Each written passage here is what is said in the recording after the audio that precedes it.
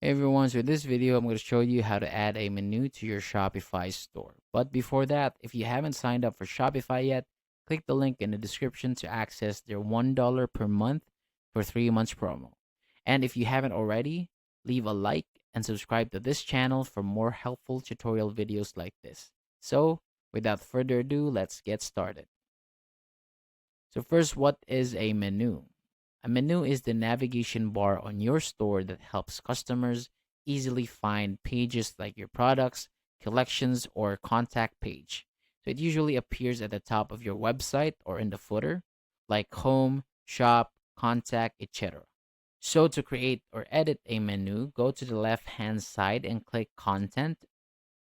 And under Content, you'll see different sections like Meta Objects, Files, Menus, Blog Posts. So click Menu. And then you'll be brought to a page where you'll see a few options: main menu, footer menu, customer account menu. So let's not dive into each one. For now, let's just click main menu. Now you'll be on the customization page for your main menu. You can also rename the handle here, but let's keep it very simple. Click add menu item, and then you'll see two fields: label and link. So label, this is the name that will appear on your menu, and link is where the label will take your customers. So for this demo, let's type in t-shirt as the label. Now for the link, click it and you'll see a list of options. So scroll and select products, click it, then select t-shirt and click add, then click save.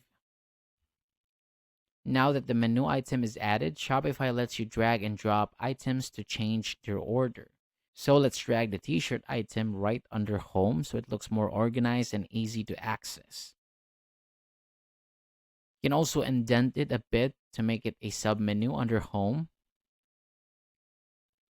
And now let's add a few more items. So under the home menu, click add menu item again. Then label it flowers. And for the link, again, go to products and then select flowers. Then add and save.